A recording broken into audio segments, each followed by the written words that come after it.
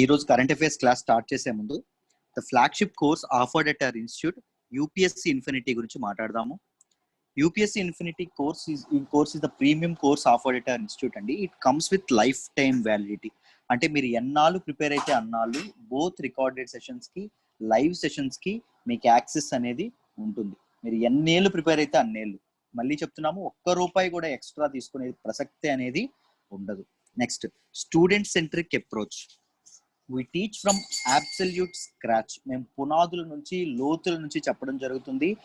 ఆ పూర్తి advanced level వరకు తీసుకెళ్లే బాధ్యత మాది. మీరు ముందే ఏమైనా టెక్స్ట్ బుక్స్ కానీ ఎన్సీఆర్టీస్ కానీ ఏమైనా చదివి రావాలి, అప్పుడే మాకు అర్థమవుతుంది అని అపోహలు ఉంటాయి. ఏమీ అక్కర్లేదు. ఫ్రమ్ వెరీ బేసిక్ నుంచి మిమ్మల్ని తీసుకువెళ్ళడం అనేది జరుగుతుంది. Daily answer writing practice. మీకు అందరికీ తెలుసు, యూపీఎస్సీ ప్రిపరేషన్ లో మెయిన్స్ ఆన్సర్ రైటింగ్ ప్రాక్టీస్ అనేది ఎంత కీ రోల్ ప్లే చేస్తుందని. మీరు జాయిన్ అయిన మరుసటి రోజు నుంచే, మొదటి క్షణం నుంచే, మొదటి రోజు నుంచే మీకు మెయిన్స్ ఆన్సర్ రైటింగ్ ప్రాక్టీస్ అనేది ప్రాక్టీస్ చేయిస్తాము. రెస్పెక్టివ్ ఫ్యాకల్టీ మెంబర్స్ ఎవరైతే ఉన్నారో వాళ్ళు మీకు కన్స్ట్రక్టివ్ ఫీడ్బ్యాక్ ఎప్పటికప్పుడు ఇస్తూ ఉంటారు. సో దట్ మీరు మెయిన్స్ ఆన్సర్ రైటింగ్ ప్రాక్టీస్ లో చాలా స్కిల్డ్ అయ్యే ఛాన్స్ ఉంటుంది. ఓకేనా? Next, lowest fee in the country. చాలా ప్రౌడ్ గా చెప్తున్నాము, మేమిచ్చే క్వాలిటీకి, మేమిచ్చే దానికి ఎక్కడైనా కంపేర్ చేసుకోండి, కంట్రీలోనే ఇన్స్టిట్యూట్ అయినా కంపేర్ చేసుకోండి, యూపీఎస్సీ ప్రిపేర్ అయ్యే ఇన్స్టిట్యూట్ ఇంత తక్కువ ఫీజుకి ఎవరైనా ఇస్తుంటే నాకు తెలిసి ఎవ్వరు ఇవ్వరు. సో కేవలం ₹50,000 ఇస్తున్నాము. ₹50,000 కూడా కంప్లీట్ గా పే చేయాలంటే అక్కర్లేదండి. మొదట 5,000 కట్టి జాయిన్ అవ్వచ్చు. 10 ఇన్స్టాల్మెంట్లలో 50,000 కట్టుకోవచ్చండి. నెలకు 5,000 చొప్పున కట్టుకోవచ్చు. దాంతో పాటు మీరు సెప్టెంబర్ 15 లోప జాయిన్ అయ్యారనుకోండి, ఒక ఇన్స్టాల్మెంట్ తగ్గించేసి 9 ఇన్స్టాల్మెంట్ ₹45,000కే మీకు యూపీఎస్సీ ఇన్ఫినిటీ అనేది వస్తుంది. Next, bundled with APSC, TSPSC, IBPS, SSC. Exam రాస్తున్నారు, అటెంప్ట్ ఇస్తున్నారు, ఈ లోపు మీకు ఏమైనా ఏపీఎస్సీ కానీ టీఎస్పీఎస్సీ కానీ నోటిఫికేషన్ పడింది అనుకోండి, లేకపోతే ఐబీపీఎస్ కానీ ఎస్ఎస్సి, సిజిఎల్ కానీ ప్రిపేర్ అవ్వాలనుకున్నారని అనుకోండి, మళ్ళీ చెప్తున్నాను, ₹1 కూడా ఎక్స్ట్రా కట్టక్కర్లేదు. మొత్తం మీరు యూపీఎస్సీ ఇన్ఫినిటీలో ఒకసారి జాయిన్ అయితే చాలు, ఈ ఎక్స్ట్రా సిలబస్ ఏదైతే ఉందో అదంతా కంప్లీట్ చేయడం అనేది జరుగుతుంది. దాంతో పాటు మీకు వీక్లీ గ్రాండ్ టెస్ట్లు ఉంటాయి, 1-to-1 మెంటర్షిప్ ఉంటుంది, మీకు అన్లిమిటెడ్ గైడెన్స్ ఫ్యాకల్టీ నుంచి లభిస్తుంది. అందరూ యాక్సెసిబుల్ గా ఉంటారు. సో దీన్ని మీరు ఈ ఆపర్చునిటీని అందరూ ఉపయోగించుకుంటారని అనుకుంటున్నాను. ఏమైనా డౌట్స్ ఉంటే ఈ కాంటాక్ట్ నెంబర్ అండి, సురేష్ సార్ది, ఈ నెంబర్కి ఫోన్ చేసి ఫీ గురించి కానీ క్వాలిటీ గురించి కానీ ఏమైనా కనుక్కోండి. శాంపుల్ వీడియోస్ చూడాలన్నా చూడండి. నెక్స్ట్, ఇండివిజువల్ కోర్సెస్ గురించి వద్దాం. మీకు ఒక్క కోర్సే తీసుకోవాలనిపించింది, ఒక్క కోర్సే మీకు డౌట్ ఉంది అనుకోండి, ఒక కోర్సే డౌట్ ఉంది అన్నప్పుడు ఏదైనా కోర్స్ తీసుకోవచ్చు. యూపీఎస్సీ ఇన్ఫినిటీ 50,000కి ఇస్తున్నాము. సెప్టెంబర్ 15 లోపు జాయిన్ అయితే 45,000కే వస్తుంది మామూలుగా. హిస్టరీ ఇన్ఫినిటీ అనేది, హిస్టరీ క్లాసులు తెచ్చినట్టయితే ₹7,000 మామూలు ఫీజు, సెప్టెంబర్ 15 లోపు జాయిన్ అయితే 5,000కే వస్తుంది. అలాగే పాలిటీ ఇన్ఫినిటీ కూడా 5,000కే వస్తుంది సెప్టెంబర్ 15 లోపు జాయిన్ అయితే. జోగ్రఫీ అండ్ ఎథిక్స్ కూడా మీకు కేవలం ₹5,000కే అందించబడుతుంది. మళ్ళీ చెప్తున్నాను, ఈ ఇండివిజువల్ సబ్జెక్ట్స్ కూడా లైఫ్ టైం వ్యాలిడిటీతో వస్తాయి. అంటే ఒక సబ్జెక్ట్, ఒక హిస్టరీ కానీ, పాలిటీ కానీ, ఎథిక్స్ కానీ జాయిన్ అయ్యారు అనుకోండి, జోగ్రఫీ కానీ జాయిన్ అయ్యారు అనుకోండి, మీరు ఎన్నాళ్ళు ప్రిపేర్ అయితే అన్నాళ్ళు ఆ సబ్జెక్ట్ మీకు ఇది ఉంటుంది. దాంతో పాటు complimentary access to mains answer writing practice కూడా ప్రతిరోజు చేయిస్తాము. కాంప్లిమెంటరీ యాక్సెస్ ఉంటుంది. ప్లస్ మాక్ టెస్ట్లు, గ్రాండ్ టెస్ట్లకు కూడా మీకు ఇది కూడా యాక్సెస్ కూడా ఉంటుంది. ఏమైనా డౌట్స్ ఉంటే సురేష్ సార్ నెంబర్ అండి ఇది, సురేష్ సార్కి ఫోన్ చేయండి, మీ డౌట్స్ అన్ని క్లారిఫై చేసుకోండి. పర్ఫెక్ట్. ఈ రోజు కరెంట్ అఫైర్స్ క్లాస్ లో మొదటి ఆర్టికల్ గురించి మాట్లాడదాం. This article is talking about Kesavananda Bharati case.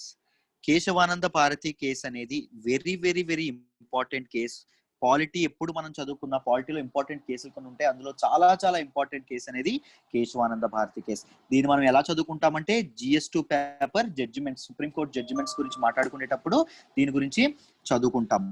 Judiciary, constitutional amendments, judicial review లో కూడా మన సిలబస్ కింద కూడా ఇది వస్తుంది. ఓకేనా? అసలు ఇది ఎందుకు న్యూస్ లోకి వచ్చింది, what is Kesavananda Bharati case, అసలు ఏం జరిగింది, దీని కథ ఏంటి అనేది మనం తెలుసుకునే ప్రయత్నం చేద్దాం. జాగ్రత్తగా గమనించండి. ఈ కేశవానంద భారతి కేసు అనేది 1973లో ఇది అవ్వడం అనేది జరిగిందండి. సుప్రీంకోర్టులో వేయడం అనేది జరిగింది. ఆ సుప్రీంకోర్టులో వేసిన వ్యక్తి ఎవరంటే కేశవానంద భారతి గారు. ఈ కేశవానంద భారతి గారు వేశారు. ఇప్పుడు ప్రెజెంట్ ఆయన కేశవానంద భారతి గారు చనిపోవడం అనేది, మరణించడం అనేది జరిగింది. అసలు దీనికి ఎవరు ఈ కేశవానంద భారతి, ఎందుకు ఆయన గురించి మనం ఇప్పుడు చదువుకుంటున్నాం యూపీఎస్సీ లెవెల్లో అని మనం కంప్లీట్ గా మాట్లాడుకుందాం. జాగ్రత్తగా వినండి. ఈ కేశవానంద భారతి అని ఆయన కేరళ స్టేట్ లో ఒక చిన్న మఠం యొక్క పీఠాధిపతి అండి. చిన్న మఠం యొక్క పీఠాధిపతి. రైట్. ఈయన ఒక కేరళ గవర్నమెంట్ 1970s లో కొన్ని ల్యాండ్ రిఫార్మ్స్ అనేది తీసుకొచ్చింది. ఆ ల్యాండ్ రిఫార్మ్స్ లో భాగంగా ఈ కేశవానంద భారతి యొక్క పీఠంకి ఏదైతే ల్యాండ్ ఉందో ఆ ల్యాండ్ ని గవర్నమెంట్ అనేది లాక్కోవడం జరిగితే ఆయన తిన్నగా సుప్రీం కోర్టులో కేసు అనేది వేశారు. సుప్రీం కోర్టుకి ఎక్కడం అనేది జరిగింది. Supreme court is apex body, apex judicial system of in our India, right. So supreme కోర్టులో ఆయన వేయగానే సుప్రీం కోర్ట్ అనేది ఈ కేసుని టేకప్ చేయడం అనేది జరిగింది. కేవలం ఈయన ల్యాండ్ గురించే కాకుండా మన ఇండియన్ కాన్స్టిట్యూషన్ లో డిఫరెంట్ సెక్షన్స్ అనేవి ఈ కేసు అనేది టచ్ చేయడం జరిగింది. భారత రాజ్యాంగము, ఇండియన్ కాన్స్టిట్యూషన్ లో సమూలమైన మార్పులకు ఈ కేశవానంద భారతి అనేది శ్రీకారం చుట్టింది. ఇంకా దీనిగా మాట్లాడుకుంటే ఈయన చనిపోయినందుకు గాను ప్రతి పేపర్, ప్రతి న్యూస్ ఛానల్స్ వారు ఎంత దీనిగా ఎక్కువగా చూపించారు అంటే అంత ఎక్కువగా చూపించారు. ఎందుకు అంటే భారత ప్రజాస్వామ్యం, ఇండియన్ డెమోక్రసీ బతికున్నంత వరకు, ఇండియన్ డెమోక్రసీ పునాదులు ఇంకా స్థిరంగా ఉన్నంత వరకు ఈ కేశవానంద భారతి ఆయన చిరస్మరణీయంగా ఉండిపోతారు. ఏంటండి ఈ కేశవానంద భారతి ఎవరు? ఈ మఠాధిపతి అంటున్నారు, ఇండియన్ కాన్స్టిట్యూషన్ రిలేట్ చేస్తున్నారు. అసలు ఏం జరిగింది అని చెప్పి మనం కంప్లీట్ గా మాట్లాడుకుందాము, జాగ్రత్తగా వినండి. ఇప్పుడే చెప్పాను కదా, కేరళ గవర్నమెంట్ అనేది ల్యాండ్ రిఫార్మ్స్ 1970లో తీసుకొచ్చి ఇతని తాలూకా ఈ కేశవానంద భారతి ఆయన పీఠాధిపతి యొక్క ల్యాండ్స్ అనేవి తీసుకోవడం లాక్కోవడం జరిగింది. దానికి ఆయన సుప్రీం కోర్టులో కేసు వేయడం అనేది జరిగింది. సుప్రీం కోర్టు అప్పుడు 13 మంది జడ్జిలు, 13 మెంబర్స్ జడ్జెస్ తో ఒక బెంచ్ ఏర్పాటు చేసింది. ఇప్పటి వరకు ఇండియన్ జ్యుడిషియల్ సిస్టమ్ చరిత్రలో, స్వతంత్ర భారతదేశ చరిత్రలో ఇంతమంది జడ్జిలు ఒక కేసును డీల్ చేయడం ఇదే ఫస్ట్ టైం. ఈ 13 మెంబర్స్ కలిసి అండ్ వెరీ థిన్ జడ్జ్మెంట్ అంటే 7:6, అంటే ఏడుగురు ఒక మాట మీద ఉన్నారు, 6 ఒక మాట మీద ఉన్నారు. అలాంటి జడ్జిమెంట్ అనేది ఒకటి పాస్ చేయడం అనేది జరిగింది. అసలు ఏంటి పాస్ చేశారు అంటే, ఏం చెప్పారు అంటే చూడండి జాగ్రత్త. ఫస్ట్ మనం దీని గురించి మాట్లాడుకుందాం. ఫస్ట్ కాన్స్టిట్యూషనల్ మేకింగ్ గురించి మాట్లాడుకుందాం, జాగ్రత్తగా వినండి. ఇండియన్ కాన్స్టిట్యూషన్ అనేది ఎలా ఇండియన్ కాన్స్టిట్యూషన్ స్టాల్వర్డ్స్ ఎవరైతే ఉన్నారో, అంబేద్కర్ లాంటి వాళ్ళు, గొప్ప వాళ్ళు ఎవరైతే భారత రాజ్యాంగ రచన చేశారో, ఇండియన్ కాన్స్టిట్యూషన్ రాశారో, వాళ్ళు ఏం చెప్పారు అంటే Indian constitution should not be rigid, ఒక దగ్గర ఉండిపోకూడదు. It should just be like a perennial river, ఒక జీవనది లాగా. స్పిరిట్ ఆఫ్ ద కాన్స్టిట్యూషన్ అనేది ఒక జీవనది లాగా టైంతో పాటు ప్రవహిస్తూనే ఉండాలి, అది ఆగకూడదు. ఇది మేము ఇప్పుడు రాజ్యాంగ రచన చేస్తుంది 1947, 1950 టైం వరకు. బట్ మారుతున్న టైం బట్టి కూడా జనాల నమ్మకాలు మారుతాయి, జనాల ఆలోచనలు మారుతాయి, జనాల అనుభవాలు మారుతాయి. వాటికి తగినట్టుగా రాజ్యాంగంలో మార్పులు అనేవి, కాన్స్టిట్యూషన్ లో చేంజెస్ అనేవి రావాలి అనే ఉద్దేశంతో ఆర్టికల్ 368 ద్వారా భారత పార్లమెంట్, ఇండియన్ పార్లమెంట్ కి కాన్స్టిట్యూషన్ ని ఎమెండ్ చేసే, కాన్స్టిట్యూషన్ లో సవరణలు చేసే అధికారం అనేది ఇవ్వడం జరిగింది. ఐ హోప్ మీ అందరికి ఇక్కడ వరకు క్లియర్ అనుకుంటున్నాను. ఆర్టికల్ 368 ద్వారా జరగడం అనేది క్లియర్ అయింది. బట్ ఎంతవరకు, what are the limits for parliament to amend our constitution? భారత రాజ్యాంగాన్ని సవరణ చేయడానికి పరిమితులు ఏమైనా ఉన్నాయా పార్లమెంట్ కి? 3 ఆర్గాన్స్ ఆఫ్ అవర్ గవర్నమెంట్ అని చెప్తాము. ఒకటి legislation, executive and judiciary system. అంటే పార్లమెంట్ కి జ్యుడిషియల్ సిస్టమ్ కి మధ్య డివిజన్ ఆఫ్ పవర్స్ ఎలా జరుగుతున్నాయి, ఇందులో ఎవరు గొప్ప, మనం ఎప్పుడు చెప్తూనే ఉంటాం. Our Indian constitution, Indian government follows overlapping system of governance follow అవుతుందండి. ఈ 3 ఆర్గాన్స్ ఒకదాన్ని ఒకటి అన్వయించుకుంటూ, ఒకదాన్ని ఒకటి సహాయం చేసుకుంటూ, ఒకదానికి ఒకటి హెల్ప్ చేసుకుంటూ మోతాయి, కోఆపరేట్ చేసుకుంటూ మోతాయి. అలాగే ఒకదాన్ని ఒకటి నియంత్రించుకుంటూ, ఒకదాన్ని ఒకటి కర్బ్ చేసుకుంటూ, ఒకదాన్ని ఒకటి రిస్ట్రిక్ట్ చేసుకుంటూ మోతాయి. ఎందుకు అంటే దానికి what is the aim of all these 3? జనాల హక్కుల్ని కాపాడడానికి, జనాల చేతుల్లో పవర్, డెమోక్రసీ యొక్క వాల్యూస్ ని కాపాడడానికి, డెమోక్రటిక్ సిస్టమ్ ని కాపాడడం అనేది ఈ 3 ఆర్గాన్స్ యొక్క లక్ష్యం, రైట్. అయితే పరిమితులు ఎంతవరకు ఉన్నాయి? రాజ్యాంగాన్ని, కాన్స్టిట్యూషన్ అమెండ్మెంట్ చేసే ఆ రెస్ట్రిక్షన్స్ పార్లమెంట్ చేతిలో ఆ పవర్స్ పార్లమెంట్ చేతిలో ఎంతవరకు ఉన్నాయి అనే క్వశ్చన్ వచ్చిందండి. ఆ క్వశ్చన్ కి ఆన్సర్ కూడా, అనే ఒక అద్భుతమైన క్వశ్చన్ కి ఆన్సర్ కూడా ఈ కేశవానంద భారతి కేసులో వచ్చింది. That is the beauty of the constitution. Supreme court ఒక అద్భుతమైన కాన్సెప్ట్ ని కూడా తీసుకొచ్చింది. వాట్ ఈస్ ద కాన్సెప్ట్ అంటే బేసిక్ స్ట్రక్చర్ డాక్ట్రైన్. ఓకేనా? రాజ్యాంగం యొక్క మౌలిక స్వభావము అంటాము. బేసిక్ స్ట్రక్చర్ డాక్ట్రైన్ అంటే మౌలిక స్వభావము అంటాము. రాజ్యాంగంలో మార్పులు చేయొచ్చు కానీ రాజ్యాంగం యొక్క బేసిక్ స్ట్రక్చర్ లో మార్పులు అనేవి చేయకూడదు అని చెప్పి సుప్రీం కోర్ట్ ఒక అద్భుతమైన ఒక ల్యాండ్ స్లైడింగ్ వెర్డిక్ట్ అనేది ఇవ్వడం అనేది జరిగింది. ఇక్కడ వరకు బ్యాక్గ్రౌండ్ మీకు క్లియర్ గా అర్థమైంది అనుకుంటున్నాను. ఇప్పుడు జాగ్రత్తగా చూడండి. What is this Kesavananda Bharati గురించి మాట్లాడితే ఈ కేశవానంద భారతి అని అయినా ఈ challenge the Kerala land reforms legislation in 1970. ఇప్పుడే మనం మాట్లాడుకున్నాం 1970లో కేరళ గవర్నమెంట్ ల్యాండ్ రిఫార్మ్స్ అనేవి తీసుకొచ్చింది. ల్యాండ్ రిఫార్మ్స్ తీసుకోవడంలో భాగంగా ఈయన మఠం ఏదైతే ఉందో, కేశవానంద భారతి గారి మఠం ఏదైతే ఉందో దానికి సంబంధించిన ల్యాండ్లు అనేవి రాక్కోవడం జరిగింది. ఆర్టికల్ 26 కి ఉపయోగించుకొని రాజ్యాంగంలో ఆర్టికల్ 26 ఆ ల్యాండ్స్ నావి అంటోంది అని చెప్పి ఆయన తిరిగి సుప్రీంకోర్టులో కేసు వేయడం అనేది జరిగింది. ఎవరి మీద కేసు వేశారు అంటే గవర్నమెంట్ ఆఫ్ కేరళ. ఓకేనా, కేరళ గవర్నమెంట్ మీద వేయడం జరిగింది. Right to manage religiously owned property without government interference. Government యొక్క జోక్యం లేకుండా రిలీజియస్ ప్రాపర్టీస్ ఏవైతే ఉన్నాయో, మత సంబంధమైన ప్రాపర్టీస్, ఆస్తులు ఏవైతే ఉన్నాయో, అది మతం యొక్క పీఠం ఏదైతే ఉందో, సొసైటీ ఏదైతే ఉందో అది మాత్రమే దాన్ని ఇది చేయాలి, అది మాత్రమే దాన్ని మెయింటైన్ చేసుకోవాలి అనే ఉద్దేశం అని చెప్తుందండి ఆర్టికల్ 26. సో ఆర్టికల్ 26 ని మన కాన్స్టిట్యూషన్ మళ్ళీ ఈ ల్యాండ్ రిఫార్మ్స్ ఏవైతే ఉన్నాయో, కేరళ గవర్నమెంట్ తెచ్చిన ల్యాండ్ రిఫార్మ్స్ అవి ఉల్లంఘించాయి అనే ఉద్దేశంతో కేశవానంద భారతి సుప్రీంకోర్టులో కేసు వేయడం అనేది జరిగిందండి. ఈ 13 judge bench was setup to give the verdict. ఈ తీర్పునివ్వడానికి 13 మంది సభ్యులతో కూడిన ఒక జడ్జెస్ బెంచ్ అనేది, ఒక కాన్స్టిట్యూషనల్ బెంచ్ అనేది ఇది చేయడం అనేది జరిగింది. భారత జ్యుడిషియల్ సిస్టమ్, న్యాయ వ్యవస్థ చరిత్రలోనే బిగ్గెస్ట్ బెంచ్ అండి. ఎక్కువ మంది జడ్జెస్ అనేవాళ్ళు ఇదైన బెంచ్. ఆ టైంలో సుప్రీంకోర్టు న్యాయమూర్తులు, సుప్రీంకోర్టు జడ్జెస్ ఒక 16 మెంబర్స్ ఉన్నారు. ఈ 16 మెంబర్స్ లో 13 మెంబర్స్ ఒకే కేసు మీద కూర్చున్నారు. ఓకేనా, దానిలో ఏం చెప్పారు సుప్రీంకోర్టు అంటే, this verdict has a significant role in Indian democracy. భారత ప్రజాస్వామ్య వ్యవస్థలోనే ఇండియన్ డెమోక్రటిక్ మూలాలు ఏవైతే ఉన్నాయో వాటిలో ఈ వెర్డిక్ట్ ఏదైతే కేశవానంద భారతి కేసు వెర్డిక్ట్ ఏదైతే ఉందో అది చాలా చాలా కీ రోల్ ఉంది, దానికి ఒక సిగ్నిఫికెంట్ రోల్ ఉంది అని చెప్పి ఈ ఆర్టికల్లో చెప్తున్నారు. Verdict in the Kesavananda Bharati case. Kesavananda Bharati కేసులో సుప్రీంకోర్టు ఏ వెర్డిక్ట్ ఇచ్చింది, ఏ తీర్పునిచ్చిందో చూద్దాం. Landmark judgement was delivered on 24th April 1973. 1973లో ఒక అద్భుతమైన జడ్జ్మెంట్ సుప్రీంకోర్టు ఇవ్వడం జరిగింది విత్ థిన్ మెజారిటీ ఆఫ్ 7:6. 7 జడ్జిలు ఈ జడ్జిమెంట్ సపోర్ట్ చేస్తే 6 దానికి విభిన్నంగా డిఫరెంట్ గా మాట్లాడారు. ఓకేనా, any provision of the Indian constitution can be made by the parliament. Parliament అనేది జనాల యొక్క సోషల్ అండ్ ఎకనామిక్ వెల్ఫేర్ ని దృష్టిలో పెట్టుకొని వాళ్ళ తాలూకా జీవనాలను ఉద్ధరించే విధంగా, వాళ్ళ బతుకులను అనేది దాన్ని ఇది చేసే మార్పులు చేసే విధంగా పార్లమెంట్ అనేది ఏ డెసిషన్ అయినా తీసుకోవచ్చు, కాన్స్టిట్యూషన్ లో ఏ అమెండ్మెంట్ అయినా తెచ్చుకోవచ్చు. But it should not change the basic structure of the constitution. మౌలికమైనటువంటి ఏదైతే ఉందో, స్వభావం ఉందో, రాజ్యాంగం యొక్క స్వభావం, కాన్స్టిట్యూషన్ యొక్క మౌలికమైన స్వభావం, బేసిక్ స్ట్రక్చర్ ఏదైతే ఉందో దానికి భంగపాటు కలగకూడదు. What is this basic structure sir? అసలు బేసిక్ స్ట్రక్చర్ అంటే ఏంటి? కాన్స్టిట్యూషన్ బేసిక్ స్ట్రక్చర్ అన్నారు. బేసిక్ స్ట్రక్చర్ దేని గురించి మాట్లాడుతుంది? సపోజ్ చూడండి, మనం ఒక బిల్డింగ్ కట్టుకున్నాం. బిల్డింగ్ లో ఏమైనా మనం చిన్న రినోవేషన్స్ అనేవి చేయాలి అనుకోండి. రినోవేషన్స్ చేయాలంటే పునాదులను ఎవరైనా కదుపుతారా? కదపరు. రినోవేషన్ చేయాలంటే బిల్డింగ్ లో మార్పులు చేసుకుంటారు, స్టేర్స్ లో మార్పులు చేసుకుంటారు, ఇంట్లో మార్పులు చేసుకుంటారు, కానీ పునాదులు అనేవి కదపరు. పునాది అనేది కదిలితే భవనమే కుప్పకూలిపోతుంది. రాజ్యాంగం యొక్క బేసిక్ స్ట్రక్చర్, రాజ్యాంగం దేని మీద అయితే, ఏ ప్రిన్సిపల్స్ మీద అయితే రాయబడిందో వాటిని మనం కదిపాము అంటే రాజ్యాంగమే కుప్పకూలిపోతుంది, కాన్స్టిట్యూషనల్ సిస్టమే కుప్పకూలిపోతుంది, కాన్స్టిట్యూషనల్ ఇన్స్టిట్యూషన్స్ ఏవైతే ఉన్నాయో అవి కుప్పకూలిపోతాయి అని చెప్పి సుప్రీంకోర్టు ఒక అద్భుతమైన తీర్పుని ఇవ్వడం జరిగింది. What are the basic structure అంటే ఏమొస్తాయి సార్ అంటే, we should go to the preamble of the constitution. మీరు పాలిటీలో చదువుకుంటారు, first preamble of the constitution, రాజ్యాంగ పీఠిక అంటాము. ప్రియాంబుల్ ఆఫ్ ద కాన్స్టిట్యూషన్ మనం చదువుకునేటప్పుడు దానిలో క్లియర్ గా రాస్తారు డెమోక్రటిక్ రిపబ్లిక్, దాంతో పాటు ప్రజల చేతిలో పవర్ ఉంటుందని చెప్తారు.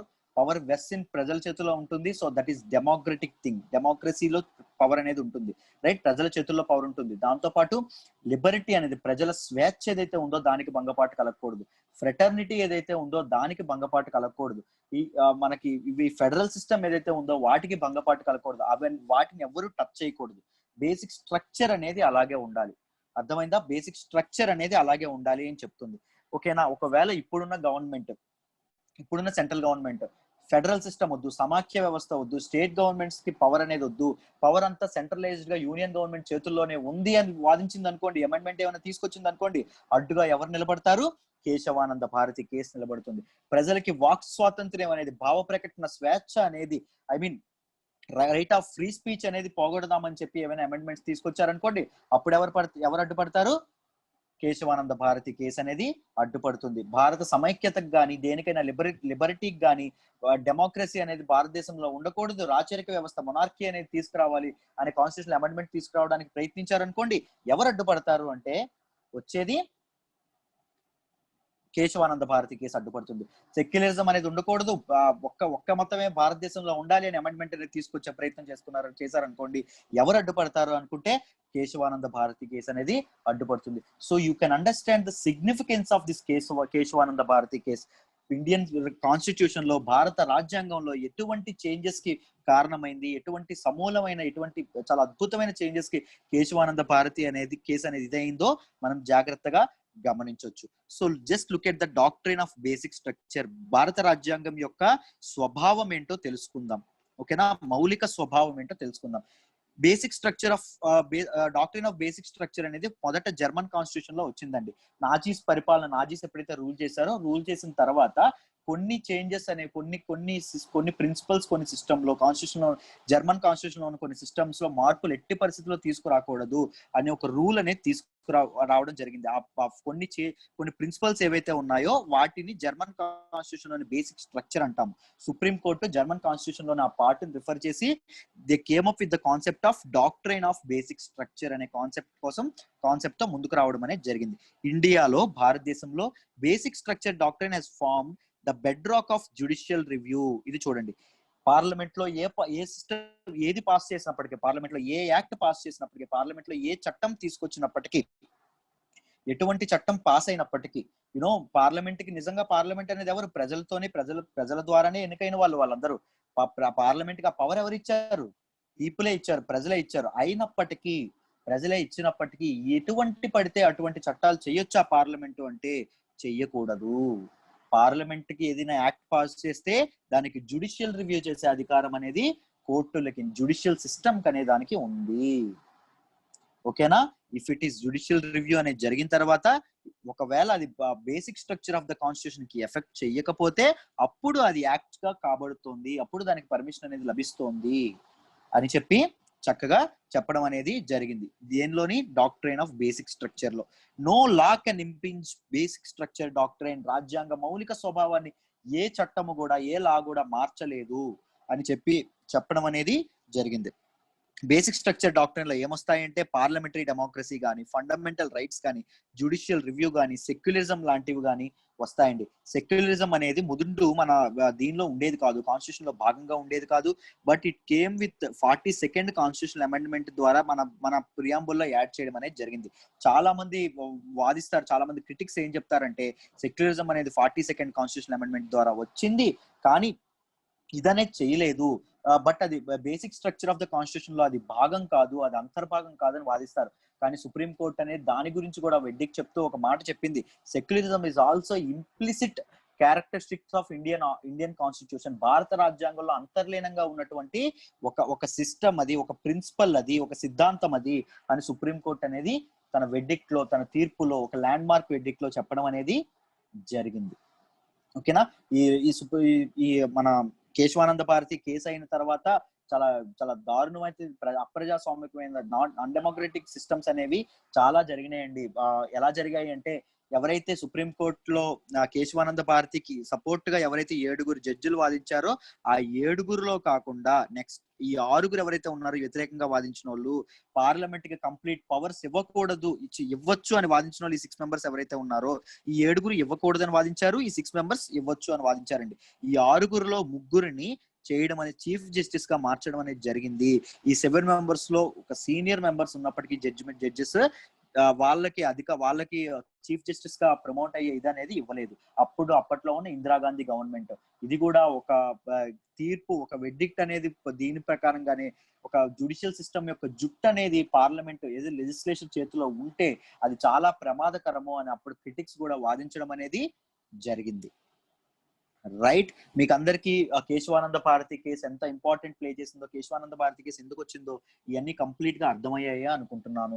కేశవానంద భారతి అని ఆయన ఎంత ఇంపార్టెంట్ రోల్ ప్లే చేశాడో, మన హక్కుల్ని ప్రభుత్వ రాచరిక వ్యవస్థ నుంచి, ప్రభుత్వాల యొక్క మూర్ఖత్వం నుంచి మన పీపుల్ యొక్క రైట్స్ ని కాపాడడానికి కేశవానంద భారతి అనేది కేసు అనేది ఎంత ఇంపార్టెంట్ రోల్ ప్లే చేస్తుందో మీకు క్లియర్ గా అర్థమైందనే అనుకుంటున్నాను. Perfect. Let's move to the next article. Development finance institution అండి. దీన్ని మనము GS3 పేపర్ లో భాగంగా చదువుకుంటాము, NBFCs గురించి చదువుకునేటప్పుడు చదువుకుంటాము, దాంతోపాటు గవర్నమెంట్ పాలసీస్ అండ్ ఇంటర్వెన్షన్స్ గురించి చదివేటప్పుడు కూడా చదువుకుంటామండి. ఓకేనా? The government is planning to set, అసలు న్యూస్ లోకి ఎందుకు వచ్చింది ఏంటి అనే గురించి క్లియర్ గా మాట్లాడుకుందాం, జాగ్రత్తగా వినండి. The government is planning to set up development finance institution, ఒక DFI డెవలప్మెంట్ ఫైనాన్స్ ఇన్స్టిట్యూషన్ ని ఒకటి సెటప్ చేయాలని చెప్పి అనుకుంటుంది. It is essential to fill the gap between long term finance, ఏదైతే long term credit for capital intensive investments ఉన్నాయో వాటిని ఆదుకోవడానికి. ఇప్పుడు చెప్తాను చూడండి. పెద్ద పెద్ద ఇన్స్టిట్యూషన్స్, పెద్ద పెద్ద ఇన్ఫ్రాస్ట్రక్చర్ డెవలప్మెంట్ ప్రాజెక్ట్స్ కానీ, పెద్ద హైవే ప్రాజెక్ట్స్ లాంటి ఇన్ఫ్రాస్ట్రక్చర్, సోషియో వెల్ఫేర్ ప్రాజెక్ట్స్ కానీ, పెద్ద ప్రాజెక్ట్స్ కి ఫండింగ్ అనేది ఒక తీవ్రమైన సమస్యగా ఉంటుంది. డబ్బులు అనేది సేకరించడం అనేది, ప్రొక్యూర్మెంట్ ఆఫ్ మనీ అనేది, ప్రొక్యూర్మెంట్ ఆఫ్ క్యాపిటల్ అనేది, మూలధనం అనేది సంపాదించడం అనేది చాలా చాలా ఒక హడ్డిల్, ఒక ఇష్యూలా ఉంటుంది. దాన్ని ఇది చేయడానికి ఒక డెవలప్మెంట్ ఫైనాన్స్ ఇన్స్టిట్యూషన్ ని గవర్నమెంట్ నే తీసుకురావాలనుకుంది.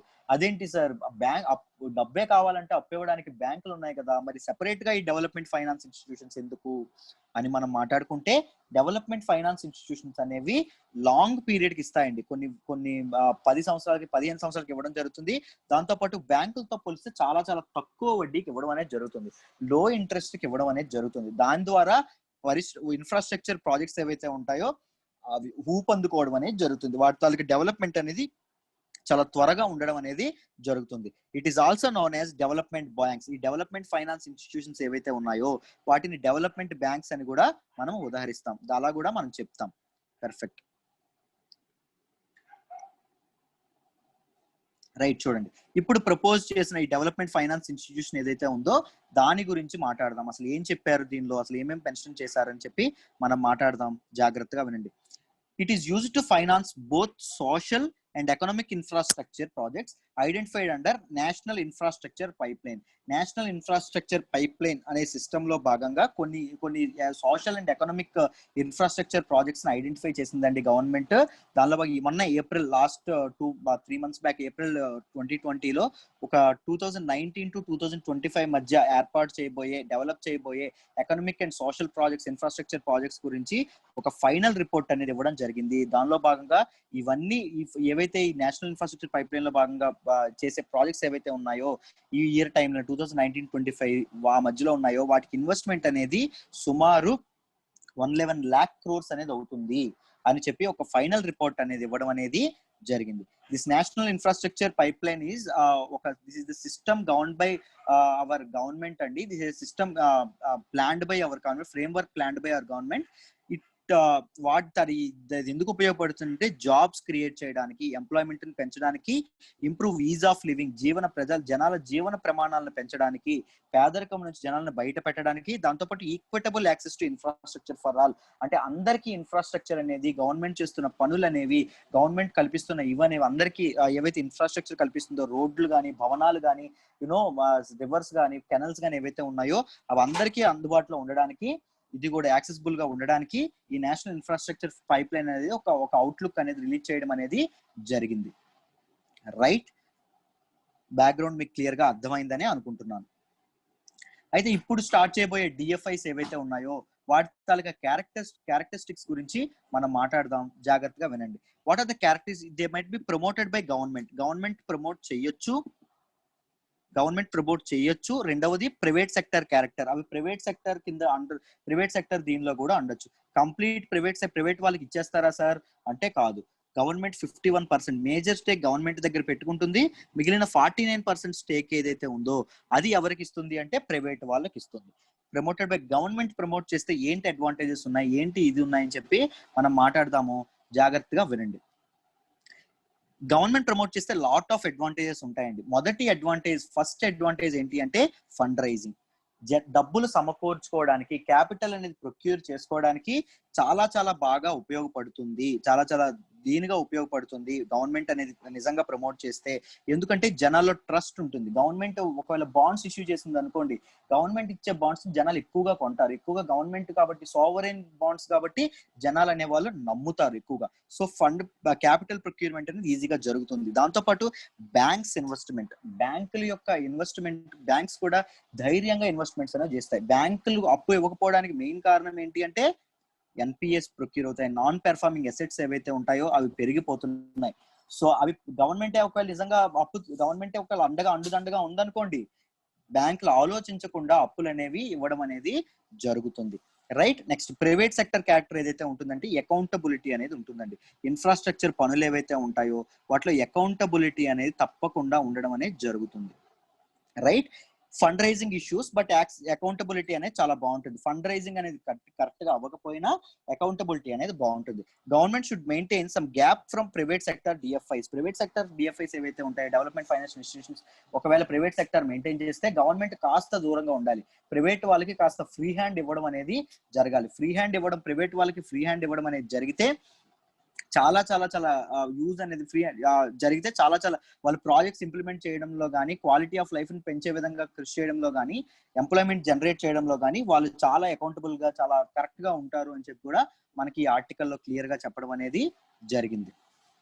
దాంతోపాటు మనకు అందరికీ తెలుసు, గవర్నమెంట్ అనేది ప్రపోజ్ చేస్తే ఇంకొకటి ఏది ఉంటుంది, స్టాట్యూటరీ లిక్విడిటీ రేషియో ఎస్ఎల్ఆర్ గురించి తెలుసు. రిజర్వ్ బ్యాంక్ ఆఫ్ ఇండియా చెప్పిన ప్రకారం బ్యాంకులు అనేవి ఒక 18% ఆఫ్ దేర్ ప్రాపర్టీ మనీ ఏదైతే ఉందో అవి మనకి గవర్నమెంట్ ప్రాపర్టీస్ రూపంలో ఉంచాలండి. గవర్నమెంట్ సెక్యూరిటీస్ రూపంలో తప్పకుండా ఉంచాలి. సో ఎస్ఎల్ఆర్ ఇష్యూ ఏదైతే ఉందో, బ్యాంకులు గవర్నమెంట్ ప్రాపర్టీస్ దొరకట్లేదని మనం ఇప్పుడు ఇష్యూ మాట్లాడుకున్నాం. సో ఆ ఇష్యూని ఫుల్ఫిల్ చేయడానికి, ఆ గ్యాప్ ని ఇది చేయడానికి కూడా ఈ డిఎఫ్ఐస్ అనేవి ఉపయోగపడతాయి అని చెప్పి, ఒకవేళ గవర్నమెంట్ హెల్ప్ ఇది చేస్తే బ్యాంకులు అనేవి ధైర్యంగా ముందుకు వచ్చి ఈ ఎస్ఎల్ఆర్ ఇష్యూ కూడా ఇదవుతుంది, ఎస్ఎల్ఆర్ ఇష్యూ కూడా పోతుంది అని చెప్పి చెప్తున్నారు. What are the issues in infrastructure funding? Infrastructure funding లో ఇష్యూస్ ఏమున్నాయో మాట్లాడదాం. జాగ్రత్తగా ఉంది. ఇన్ఫ్రాస్ట్రక్చర్ ఫండింగ్ అనేది ఎందుకు సరిగ్గా జరగట్లేదు, ఎందుకు ఇబ్బందులు అవుతున్నాయంటే there is a funding gap అండి. ఏదైతే ఫండింగ్ అవుతుందో ఫండింగ్ లో చాలా చాలా గ్యాప్ ఉండడం అనేది జరుగుతుంది. Banks are unable to provide long term finance provide చేయడానికి బ్యాంక్స్ అనేవి ముందుకు రావట్లేదు. ఎన్పిఎస్ అనేవి పెరిగిపోతాయి, నాన్ పెర్ఫార్మింగ్ అసెట్స్ అనేవి పెరిగిపోతాయి, మొండి బకాయిలు అనేవి పెరిగిపోతాయి. సో మేము అప్పులు ఇవ్వము అని చెప్పి బ్యాంకులు టెస్ట్ చేసుకొని కూర్చున్నాయి. సో బ్యాంకులు ఇవ్వకపోతే మరి ఇన్ఫ్రాస్ట్రక్చర్ ఫండింగ్ అనేది ఎలా జరుగుతుంది? జరగదు. సో అర్జెంట్ గా మనకు కావాల్సింది ఏంటి?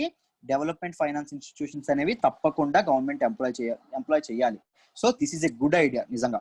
Asset liability management mismatch అండి.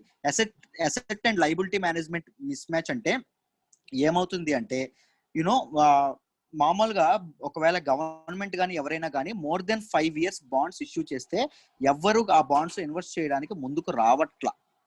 రైట్. సో గవర్నమెంట్ అనేది ఏం చేస్తుందంటే, ఒక 20 years కి సంబంధించిన క్యాపిటల్ అనేది కావాలనుకోండి, ఇన్ఫ్రాస్ట్రక్చర్ సంబంధించిన డబ్బు అనేది కావాలనుకోండి, 2 years బాండ్స్, 2 year మెచ్యూరిటీతో ఉన్న బాండ్స్ 10 రిలీజ్ చేస్తుంది. దానివల్ల అసెట్ కి లైబిలిటీ మేనేజ్మెంట్ ఒక మిస్ మ్యాచ్ అనేది జరుగుతుంది. అర్థమైందా? ఒక ఫైనాన్షియల్ రిస్క్ అసెస్ చేయడానికి కానీ, ఎంత ఇన్ఫ్రాస్ట్రక్చర్ వల్ల ఎంత ప్రాఫిట్ అనేది కుదురుతుంది, గ్రోత్ రేట్ ఎంత ఉంటుంది, మనకి ఇక్కడ జనాలకి ఇచ్చేది ఎంత ఉంటుంది అనే ఒక అసెస్మెంట్ అనేది క్లారిటీగా తీసుకురావడానికి ఇబ్బంది అవుతుంది అని చెప్పి చెప్తున్నారు. వే ఫార్వర్డ్ చూద్దాం.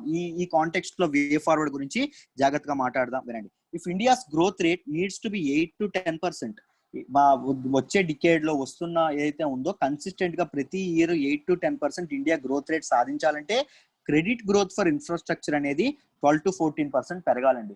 అంటే అప్పు ఇన్ఫ్రాస్ట్రక్చర్ ఏదైతే సమకూర్చుకోవడానికి అప్పు ఏదైతే ఉందో, అప్పు ఇచ్చే కార్యక్రమం ఏదైతే ఉందో దానిలో భాగంగా 12 to 14% అనేది తప్పకుండా పెరగాలి అని చెప్పి చెప్తున్నారు. ద ఓన్లీ ప్రాబ్లం ఏదైతే ఉందో, DFIs involve higher risk than what the ordinary financial system. Ordinary financial system లో ఎన్బిఎఫ్సిస్ కానీ, బ్యాంక్స్ కానీ, షాడో బ్యాంక్స్ కానీ ఏవైతే ఉన్నాయో అవి తీసుకునే రిస్క్ కంటే ఈ డిఎఫ్ఐస్ తీసుకునే రిస్క్ ఎక్కువ. ఎందుకంటే వాళ్ళు ఇచ్చే మొత్తం అనేది చాలా ఎక్కువ మొత్తంలో డబ్బులు అనేవి అప్పుగా ఇస్తారు, తక్కువ ఇంట్రెస్ట్ కూడా ఇస్తారు. సో ఇక్కడ కూడా నాన్ పెర్ఫార్మింగ్ అసెట్స్ పెరిగే అవకాశం అనేది చాలా ఉంది. రిస్క్ అనేది వీళ్ళకు కూడా, డిఎఫ్ఐస్ కూడా ఎక్కువ ఉంది అని చెప్పి చెప్తున్నారు. బట్ మన ఈ ప్రెసెంట్ డిఎఫ్ఐస్ ఇండియాలో ఏమున్నాయి అంటే, ముందు చాలా ఉండేవండి. మనకి ఇండిపెండెన్స్ రాగానే ఇండస్ట్రియల్ సెక్టర్ అనేది ఇండియాలో పెంచాలి అని చెప్పి దానికి సంబంధించిన ఇన్ఫ్రాస్ట్రక్చర్ ఫండింగ్ అనేది జరగాలి. మైనింగ్ లో కానీ, అర్బన్ ఇన్ఫ్రాస్ట్రక్చర్ లో కానీ, ఇరిగేషన్ సిస్టమ్ లో కానీ, వీటిలో ఎక్కువ ఇన్వెస్ట్మెంట్స్, క్యాపిటల్ అనేది ప్రొక్యూర్ చేయడానికి చాలా ఇన్వెస్ట్మెంట్స్ అనేవి జరిగాయి. బట్ చాలా డిఎఫ్ఐస్ అనేవి వచ్చాయి. బట్ అవి లేటర్ అనేవి దీనిగా నేషనలైజ్ అయిపోయాయండి. బ్యాంక్స్ గా, నార్మల్ బ్యాంక్స్ గా నేషనలైజ్ అయిపోవడం అనేది జరిగింది. ప్రెసెంట్ చాలా తక్కువ ఉన్నాయి. ఒకటి ఎగ్జిమ్ బ్యాంక్ ఒకటి, నాబార్డ్ ఒకటి, ఎక్స్పోర్ట్ ఇంపోర్ట్ బ్యాంక్ ఒకటి, నాబార్డ్ ఒకటి, ఇవి మాత్రమే ఉన్నాయి. ఈ బ్యాంక్స్, ఈ ఇన్స్టిట్యూషన్స్ మాత్రమే ఎక్కువ మొత్తంలో తక్కువ వడ్డీకి డబ్బులు ఇవ్వడం అనేది, క్యాపిటల్ ప్రొక్యూర్ చేయడం అనేది, క్యాపిటల్ ఇష్యూస్ ఇచ్చిన ఫైనాన్షియల్ గ్యాప్ ఏదైతే ఉందో దాన్ని ఆ మిస్ మ్యాచ్ ఏదైతే ఉందో దాన్ని ఫిల్ చేయడానికి, దాన్ని బ్రిడ్జ్ చేయడానికి అవి మాత్రమే ఉన్నాయి ప్రెసెంట్ ఇండియాలో. రైట్, ఈ ఆర్టికల్ మీకు క్లియర్ గా అర్థమైందని అనుకుంటున్నాను. Let's move to the next article అండి. Retiring old thermal power plants. దీన్ని మనం GS2 లో చదువుకుంటాము, గవర్నమెంట్ పాలసీస్ అండ్ ఇంటర్వెన్షన్ లో. దాంతోపాటు GS3 లో గ్రోత్ అండ్ డెవలప్మెంట్ లో కూడా మనం మాట్లాడుకుంటాం. అసలు ఏం జరిగింది ఏంటి కదా అని క్లియర్ గా తెలుసుకుందాం. జాగ్రత్తగా వినండి, ఓకేనా? According to A report by climate research horizon. Climate research horizon అనేది ఒక ఇన్స్టిట్యూట్ అండి. ఆ ఇన్స్టిట్యూట్ అనేది ఒక రిపోర్ట్ అనేది ఇవ్వడం అనేది జరిగింది. ఏం రిపోర్ట్ ఇచ్చిందంటే, shutting down the thermal power plants older than 20 years. 20 ఏళ్ల పైబడి వయసు ఉన్నటువంటి థర్మల్ పవర్ ప్లాంట్స్ ఏవైతే ఉన్నాయో, ఆ ముందు ఎస్టాబ్లిష్ అయిన 20 ఏళ్ల ముందు నుంచి ఎస్టాబ్లిష్ అయిన థర్మల్ పవర్ ప్లాంట్స్ ఏవైతే ఉన్నాయో వాటిని మూసివేయడం ద్వారా 53,000 కోట్ల వరకు గవర్నమెంట్ అనేది సేవ్ చేయొచ్చు. 5 ఏళ్లలో అంతవరకు సేవ్ చేయొచ్చు అని చెప్పి ఒక రిపోర్ట్ అనేది ఇవ్వడం జరిగింది. రిపోర్ట్ ఫ్రమ్ ఇది ఎన్ని స్టేట్స్ అంటే 11 స్టేట్స్ లో ఉన్నటువంటి థర్మల్ పవర్ ప్లాంట్స్ ఏవైతే ఉన్నాయో ఆ థర్మల్ పవర్ ప్లాంట్స్ ని అనలైజ్ చేసి ఇవ్వడం అనేది జరిగింది. ఆ 11 స్టేట్స్ ఏంటమ్మా అంటే, గుజరాత్, కర్ణాటక, ఛత్తీస్గఢ్, తమిళనాడు, మధ్యప్రదేశ్, మహారాష్ట్ర, తెలంగాణ, ఆంధ్రప్రదేశ్, బీహార్, వెస్ట్ బెంగాల్ అండి. ఓకేనా? ఈ 11 స్టేట్స్ ఏవైతే ఉన్నాయో ఆ 11 స్టేట్స్ లో ఉన్న థర్మల్ పవర్ ప్లాంట్స్ తాలూకా అవుట్పుట్ కానీ అన్నింటి అనలైజ్ చేసి ఈ రిపోర్ట్ అనేది ఇవ్వడం జరిగింది. ఏవైతే ఉన్నాయో థర్మల్ పవర్ ప్లాంట్స్, ఆ థర్మల్ పవర్ ప్లాంట్స్ మొత్తం 50% ఆఫ్ డిస్కామ్ డ్యూస్ ఏవైతే ఉన్నాయో, అంటే డిస్ట్రిబ్యూషన్ కంపెనీస్ డ్యూస్ ఏవైతే పెట్టాయో దానికి అకౌంట్ చేస్తున్నాయి, దానికి సరిపోతున్నాయి అని చెప్పి చెప్తున్నారు. మిగిలిన థర్మల్ పవర్ ప్లాంట్స్ అని 50% డిస్కామ్ డ్యూస్ ఉంటే ఈ పవర్ ప్లాంట్స్ ఏవైతే ఉన్నాయో అవి 50% కి ఉన్నాయి అని చెప్పి చెప్తున్నారు. డిస్కామ్ అంటే డిస్ట్రిబ్యూషన్ కంపెనీస్ అమ్మ. డిస్ట్రిబ్యూషన్ పవర్ జనరేషన్ కంపెనీస్ ఉంటాయి, డిస్ట్రిబ్యూషన్ కంపెనీస్ ఉంటాయి. పవర్ జనరేషన్ కంపెనీస్ పవర్ ని జనరేట్ చేస్తాయి, డిస్ట్రిబ్యూషన్ కంపెనీస్ అనేవి కన్జ్యూమర్ వరకు పవర్ ని తీసుకువెళ్ళడానికి ఉపయోగపడతాయి.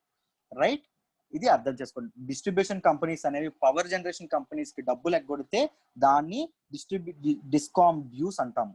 రైట్, ఈ థర్మల్ పవర్ ప్లాంట్స్ కి 11 స్టేట్స్ లో ఉన్న థర్మల్ పవర్ ప్లాంట్స్ కి డిస్ట్రిబ్యూషన్ కంపెనీస్ అనేవి బకాయిలు చెల్లించలేకపోతున్నాయి, డబ్బులు అనేవి తిరిగి చెల్లించలేకపోతున్నాయి.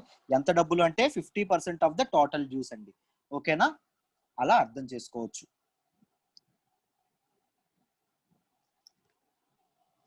చూడండి, కీ పాయింట్స్ గురించి మాట్లాడదాం. What are the key points అని చెప్పి క్లియర్ గా మాట్లాడదాం.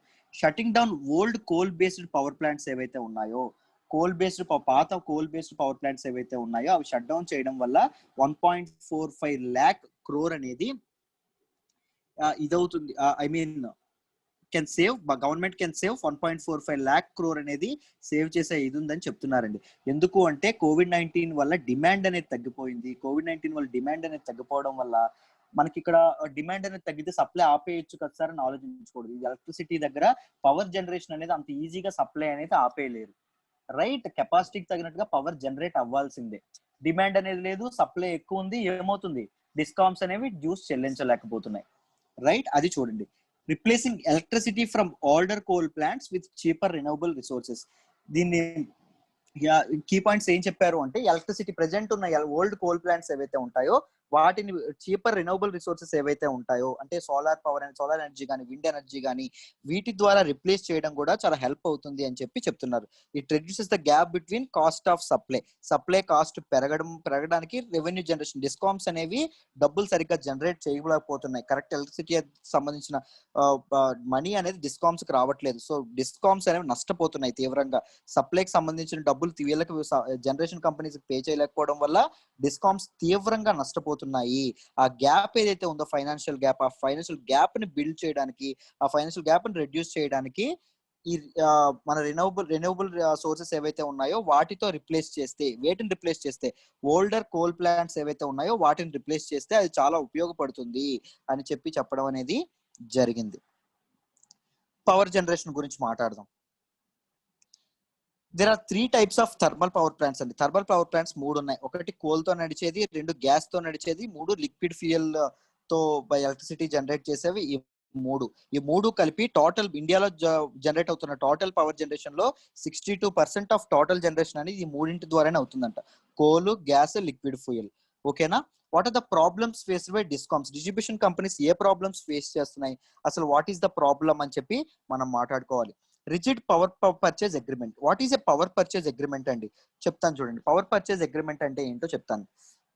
మనం ఏం చెప్పాము, ఈ సిస్టమ్ లో ఎవరెవరు ఉంటారు అంటే క్లియర్ గా జాగ్రత్తగా వినండి.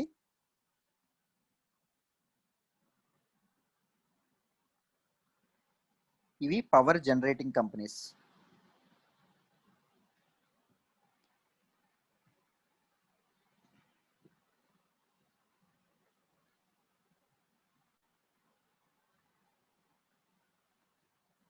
ఇవి డిస్కామ్స్ అండి. ఇవి కరెంట్ పోల్స్ అనుకోండి. ఓకేనా? అలా అర్థం అవడానికి చెప్పాను. ఇక్కడ కన్జ్యూమర్ ఉంటాడు, అంటే హౌస్ హోల్డ్స్ కానీ ఇండస్ట్రీస్ కానీ వాళ్ళందరూ అక్కడ ఉంటారు. ఈ పవర్ జనరేషన్ కంపెనీస్ అనేవి డిస్ట్రిబ్యూషన్ కంపెనీస్ పవర్ ఇవ్వడం అనేది జరుగుతుంది. ఈ డిస్ట్రిబ్యూషన్ కంపెనీస్ అనేవి ఎవరికి పవర్ ఇవ్వడం జరుగుతుంది అంటే కన్జ్యూమర్ కి పవర్ సప్లై డిస్ట్రిబ్యూట్ చేయడం అనేది జరుగుతుంది. ఓకేనా? కన్జ్యూమర్ అనేవాడు డిస్ట్రిబ్యూషన్ కంపెనీకి పే చేస్తాడు. డిస్ట్రిబ్యూషన్ కంపెనీస్ అనేవి పవర్ జనరేషన్ కంపెనీస్ పే చేస్తాయి. This is the cycle and this is the system. ఓకేనా? డబ్బులు అనేవి పే అవుతాయి. ఇక్కడ చూడండి, క్లియర్ గా చూడండి, ఎలక్ట్రిసిటీ అనేది ఇలా ఫ్లో అవుతుంది. ఓకేనా? అది జాగ్రత్తగా చూడండి. అసలు ఏంటి అంటే పవర్ జనరేషన్ కంపెనీస్ కి, డిస్కామ్ కంపెనీస్ కి మధ్య ఒక అగ్రిమెంట్ అనేది జరుగుతుందండి. ఓకేనా? వాటినే పవర్ పర్చేజ్ అగ్రిమెంట్స్ లేదా ఫ్రీ పర్చేజ్ అగ్రిమెంట్స్ అనేవి అంటాము. మీరు డీటెయిల్ గా చూస్తే మీకు క్లియర్ గా అర్థం అవుతుంది. క్లియర్ గా చెప్పడానికి ట్రై చేస్తాను, జాగ్రత్తగా వినండి. పవర్ పర్చేజ్ అగ్రిమెంట్స్ అని వాటిని అంటాం. పవర్ జనరేషన్ కంపెనీస్ కి వీటి మధ్య ఎలా జరుగుతాయంటే అగ్రిమెంట్స్, భవిష్యత్తులో రాబోయే 10 years కానీ, 20 years కానీ, 25 years కానీ ఈ పవర్ పర్చేజ్ అగ్రిమెంట్స్ ని చేసుకుంటారండి. ఆ ఏది ఏమైనా ఈ రివిజన్ లో ఈ 10 ఏళ్ళకి ఏదైతే ముందు మాట్లాడుకున్న డబ్బులు ఏవైతే ఉన్నాయో, యూనిట్ కి ₹5 ఇస్తామని మాట్లాడుకున్నారు అనుకోండి, డిస్కామ్ కంపెనీస్ పవర్ జనరేషన్ ఇస్తామని మాట్లాడుకోండి, ఎటువంటి పరిస్థితి అయినా డిమాండ్ తగ్గర ఎటువంటి జరిగినా నో నెగోషియేషన్స్ అండి. వీళ్ళు మాట్లాడుకున్న రేటు తప్పకుండా ఇవ్వాల్సిందే డిస్ట్రిబ్యూషన్ కంపెనీస్. రైట్? ఇది ఏదైతే ఉందో దాన్ని మనం దీని అంటాము. మీకు అర్థమైందని అనుకుంటాను పవర్ పర్చేజ్ అగ్రిమెంట్స్ గురించి. There is no scope for regeneration when there is no demand. Demand లేకపోతే రీజనరేషన్ అనేదానికి ఇబ్బంది అవుతుంది అని చెప్పి చెప్తున్నారు. రైట్? డిమాండ్ లేకపోతే రీనెగోషియేషన్ చేసే అధికారం అనేది డిస్ట్రిబ్యూషన్ కంపెనీస్ కి లేదు, ఉండట్లేదు అని చెప్పడం అనేది జరుగుతుంది. What are the present issues ఏమున్నాయో చూద్దాం. లాక్డౌన్ ఎఫెక్ట్ ఉంది. లాక్డౌన్ ఎఫెక్ట్ కారణంగా కూడా ఇండస్ట్రీస్ చాలా మూతపడడం వల్ల కూడా ఎలక్ట్రిసిటీ కన్జంప్షన్ అనేది జరగట్లేదు. సో డిస్కామ్స్ కి చాలా తీవ్రమైన నష్టం అనేది జరుగుతుంది. సప్లై అనేది ఆటోమేటిక్ వచ్చేస్తూనే ఉంటుంది, బట్ డిస్కామ్స్ కి వాడే వాళ్ళు ఎవరు లేక ఇది ప్రాబ్లమ్స్ అనేవి, ఎలక్ట్రిసిటీ డబ్బులు ఖర్చు చేసే ప్రాబ్లమ్స్ అనేవి, డబ్బులు తిరిగి బకాయిలు కట్టే ప్రాబ్లమ్స్ అనేవి వస్తున్నాయి. Next power theft. It is a serious problem in ఇండియాలో చాలా పవర్ థెఫ్ట్ అనేది చాలా పెద్ద ప్రాబ్లం. పవర్ ని ఇల్లీగల్ గా దోచుకోవడం అనేది, డైరెక్ట్ లైన్స్ ద్వారా దోచుకోవడం అనేది ఇప్పటికే మనం చూస్తూనే ఉంటాం. దాంతోపాటు ఇన్ఎఫెక్టివ్ గవర్నమెంట్ స్కీమ్స్ ఏదైతే ఉజ్వల లాంటి స్కీమ్స్ ఏవైతే ఉన్నాయో వాటిని ఉదయ్ గాని ఉజ్వల లాంటి స్కీమ్స్ ఏవైతే ఉన్నాయో అవి అంత కరెక్ట్ గా ఇంప్లిమెంట్ అనేది కరెక్ట్ గా జరగట్లేదు, అది కూడా ప్రాబ్లమ్ అని చెప్తున్నారు. వాట్ ఆర్ ద సొల్యూషన్స్ గురించి మాట్లాడదాం. కాస్ట్ ఎఫెక్టివ్ సోలార్ ప్లాంట్స్ అనేవి cost effective. What are the solutions అంటే ఈ ఏవైతే మన తాలూకా ఓల్డ్ థర్మల్ పవర్ ప్లాంట్స్ ఉన్నాయో వాటిని cost effective solar power plants ఏవైతే ఉంటాయో వాటితో భర్తీ చేస్తే, వాటితో పూరిస్తే, వాటితో రిప్లేస్ చేస్తే చాలా చక్కగా ఉంటుంది. కోల్ ఫైర్డ్ ప్రాజెక్ట్స్ అనేవి 4 rupees per unit కలెక్ట్ చేస్తున్నాయండి కోల్ బేస్డ్ పవర్ ప్లాంట్స్. మనకి సోలార్ ఎనర్జీ పవర్ ప్లాంట్స్ ఇచ్చేస్తే 3 రూపీస్కే వస్తుంది, సో డైరెక్ట్ గా షిఫ్ట్ అయిపోండి వీటికి అని చెప్పి చెప్తున్నారు. దాంతో పాటు ఎంకరేజ్ ప్రైవేట్ సెక్టర్ ఎంకరేజ్ చేస్తే, ప్రైవేటైజేషన్ అనేది జరిగితే ఇన్వెస్ట్మెంట్స్ అనేవి ఎక్కువగా వస్తాయి, అకౌంటబిలిటీ అనేది పెరుగుతుంది, సో తిరిగి డిస్కామ్స్ అనేవి లాభాల బాటలో పడే అవకాశం కూడా ఉంది అని చెప్పి దీనిలో చెప్తున్నారు. దాంతోపాటు ఫ్లెక్సిబుల్ కాంట్రాక్ట్స్ అయితే పవర్ పర్చేస్ అగ్రిమెంట్స్ లాంటి ముందు చేసుకునేటప్పుడే ఒక నెగోషియేషన్స్ ఏమైనా జరగాలి, నెగోషియేషన్స్ అలాంటివి ఉండాలి అని చెప్పి గవర్నమెంట్స్ అదే కాంట్రాక్ట్స్ లోనే ముందే మాట్లాడుకునేటట్టు కాంట్రాక్ట్స్ ఫ్లెక్సిబుల్ గా ఉండేటట్టు కూడా చూసుకోవాలి. Formation of pragmatic power tariff policy ఏదైతే ఉందో మీకు చాలా మందికి తెలుసు. డిస్కామ్స్ ఇబ్బంది పడుతున్నాయని చెప్పిన గవర్నమెంట్స్ ఏవైతే ఉన్నాయో వాళ్ళ తాలూకా ఓట్ బ్యాంక్ సిస్టమ్ కోసం, వాటి తాలూకా ఇది కోసం ఎలక్ట్రిసిటీని ఇంకా రేట్స్ ని పెంచకుండా, సరైన మెజర్స్ తీసుకోకుండా, డిస్కామ్స్ ని ఆదుకోకుండా చాలా చాలా ఇబ్బందికరమైన ఎన్విరాన్మెంట్ ని క్రియేట్ చేస్తున్నాయి. సో ఒక సరిగ్గా సప్లైకి తగినట్టుగా, క్వాలిటీకి తగినట్టుగా, సరైన కాస్ట్ ఆఫ్ సప్లైకి తగినటువంటి ఒక రెవెన్యూ జనరేట్ చేయాలంటే పవర్ టారిఫ్ పాలసీ కూడా కరెక్ట్ గా ఉండాలి అని చెప్పి చెప్తున్నారు. ఐ హోప్ ఈ ఆర్టికల్ మీ అందరికీ క్లియర్ అయిందని అనుకుంటున్నాను.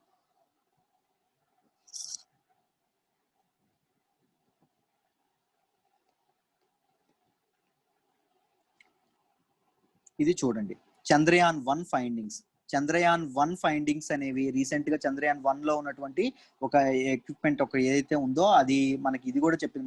మినరాలజీ మ్యాపర్ అనేది M3 అంటామో అది కొన్ని ఇది అనేది పంపించడం అనేది, ఫైండింగ్స్ అనేది చేయడం అనేది జరిగింది. వాటి గురించి మాట్లాడదాం.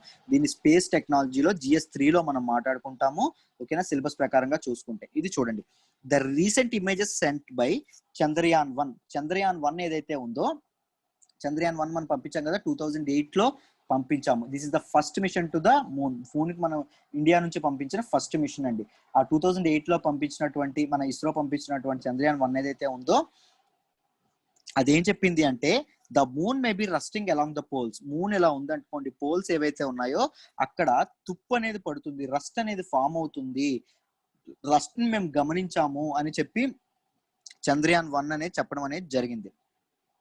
ఈ చంద్రయాన్ 1 అనేది India's first mission to moon కి పంపించబడిన ఇండియాస్ ఫస్ట్ మిషన్ అండి. ఇలాంటి ప్రిలిమ్స్ లో అడుగుతారు, జాగ్రత్తగా గుర్తుపెట్టుకోండి. It was launched by ISRO in 2008 లో ఇస్రో లాంచ్ చేసింది ఈ చంద్రయాన్ 1 ని. అయితే ఏం చెప్తారు, కీ పాయింట్స్ ఏంటి, వాట్ ఈస్ ద డేటా గురించి మనం క్లియర్ గా మాట్లాడదాం, జాగ్రత్తగా వినండి. Data from mineralogy mapper M3 నుంచి మనకి ఒక డేటా అనేది వచ్చింది. ఆ డేటా ఏం చెప్తుందంటే, హెమటైట్ అనే సబ్స్టెన్స్, హెమటైట్ అనే కెమికల్ లూనార్ పోల్స్ అంటే మూన్ యొక్క పోల్స్ ఏవైతే ఉన్నాయో, మూన్ యొక్క ధ్రువాలు, చంద్రుని యొక్క ధ్రువాలు ఏవైతే ఉన్నాయో అక్కడ మేము గమనించాము అని చెప్పి చెప్పడం జరిగింది. వాట్ ఈ హెమటైట్ యొక్క ఇదేంటి అంటే Fu2O3 అండి. This mineral is a form of iron oxide or rust అంటే తుప్పు అంటాము. ఐరన్ ఆక్సైడ్ ఏదైతే ఉందో that it is a form of that iron oxide, ఓకేనా. Produced when iron is exposed to oxygen and water.